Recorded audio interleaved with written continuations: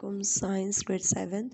Today's topic is chemical formula given on page number 63 of your textbook. लेकिन chemical formula देखने से पहले हमें रिवाइज करने की ज़रूरत है एटम, मॉलिक्यूल, एलिमेंट और कंपाउंड की। एटम क्या है? एटम वो पार्टिकल है जो कि इंडिपेंडेंटली एग्जिस्ट नहीं कर सकता क्योंकि वो स्टेबल नहीं होता है और वो एक अकेला होता है। मॉलिक्यूल जो होता है उसमें दो या दो से ज़्यादा एटम्स जब मिलते हैं तब मॉलिक्यूल बनता है और वो मिलते इसलिए हैं कि वो अपने आप को स्टेबल कर सके। तीसरी चीज़ आपकी है एलिमेंट। एलिमेंट वो चीज़ होगी जिसके अंदर सारे आपके एक ही तरह के एटम्स होंगे। जैसे अगर हाइड्रोजन एलिमेंट की बात करें तो इट मीन्स उसके सारे के सारे एटम्स हाइड्रोजन के ही हैं, कोई दूसरा एटम नहीं है। अगर आप ऑक्सीजन की बात करें वो एक एलिमेंट है क्योंकि उसमें सारे के सारे ऑक्सीजन के ही एटम्स मौजूद हैं। लेकिन अगर आप बात करें मीथेन की जिसका फार्मूला है CH4, उसमें क्योंकि दो डिफरेंट तरह के एटम्स प्रेजेंट हैं, कार्बन के भी और हाइड्रोजन के भी, सो वो एक कंपाउंड है, वो एलिमेंट नहीं है। अब जब आपने एटम की बात करते हैं तो आप उसके लिए यूज़ करते हैं सिंबल। जैसे अगर हाइड्रोजन है, हाइड्रोजन एटम का सिंबल पूछें तो आप कहेंगे H। अगर आपसे सोडियम एटम का सिंबल पूछे तो आप कहेंगे कि Na। लेकिन अगर आपको कहें कि सोडियम का फॉर्मूला बताओ सोडियम मॉलिक्यूल का, तो हम लिखेंगे Na2। अगर हमसे क्लोरीन मॉलिक्यूल का फार्मूला पूछेंगे तो हम कहेंगे Cl2। इट मीन्स कि उसके अंदर दो एटम्स इन्वॉल्व हैं और मॉलिक्यूल का हम सिंबल नहीं होता बल्कि उसका फार्मूला होता है। तो फार्मूला हम यूज़ करते हैं रिप्रेजेंट करने के लिए आपका एक कंपाउंड या एक एलिमेंट रिटन फॉर्म में रिप्रेजेंट करने के लिए। उसके रिप्रेजेंट करने के लिए आप सिंबल्स यूज़ करते हैं, जो जो एटम्स के अंदर होते हैं उनके सिंबल्स, और साथ आप बताते हैं कि उनके अंदर कितने एटम्स प्रेजेंट हैं। जैसे अगर आपके साथ आपसे पूछा जाए कि हाइड्रोजन मॉलिक्यूल का केमिकल फार्मूला बताओ तो आप H2 लिखेंगे। यहाँ पे इसके साथ दो हैं। अगर यहाँ पे 3 हाइड्रोजन के या 4 होते तो हम H4 या H3 लिखते।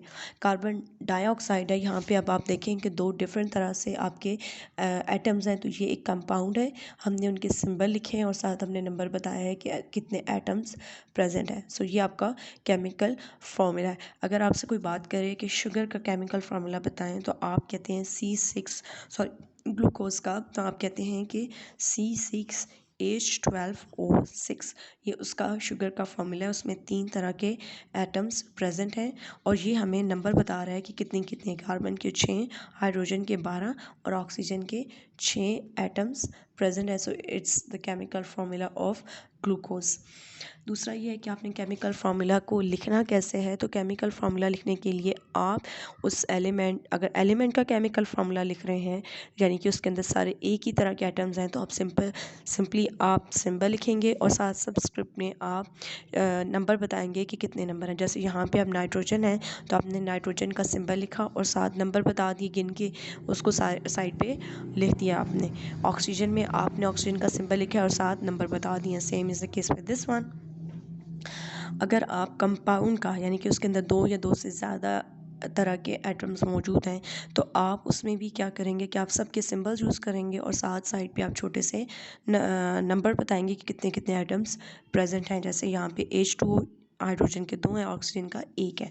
CH4 कार्बन का 1 है और हाइड्रोजन के 4 एटम्स प्रेजेंट हैं, जैसे आप देख भी सकते हैं।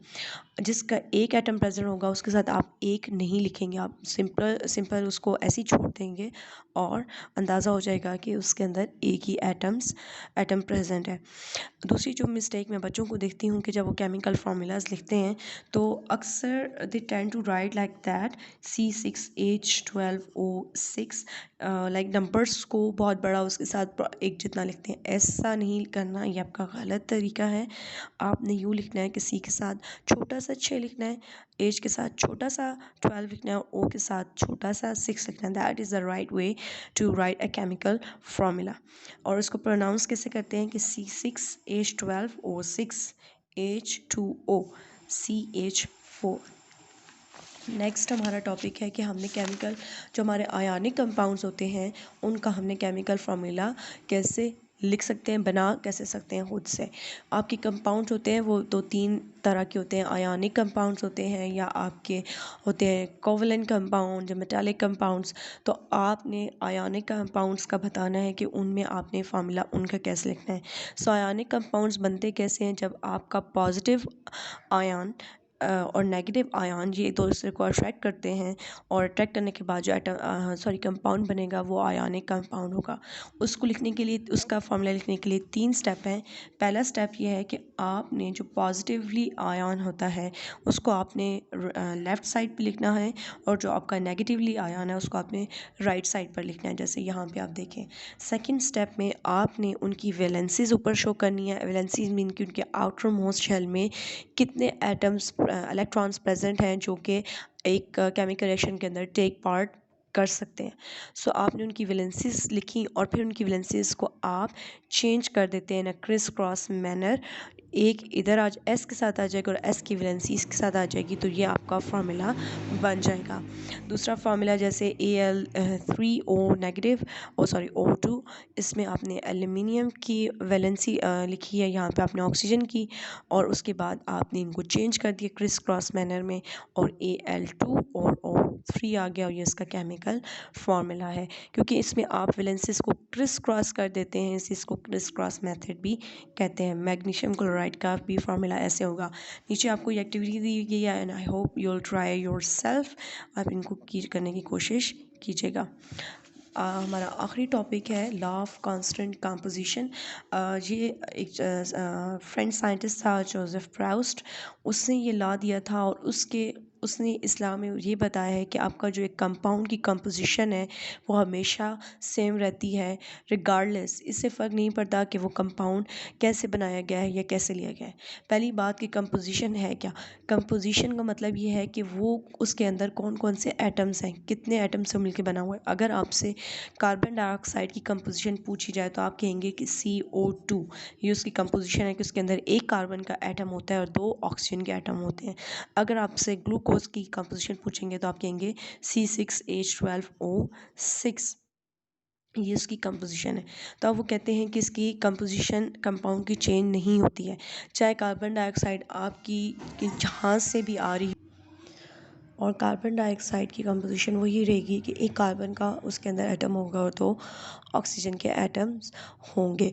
इसी तरह पानी को आप जहाँ से लें, रिवर से लें, ओशन से लें, सी से लें, रेन वाटर लें, उसके अंदर हमेशा एक हाइड्रोजन का और 2 ऑक्सीजन के एटम होंगे और उसकी कंपोजिशन हमेशा सेम रहेगी। That's what the law of constant composition tells us. I hope it's clear now.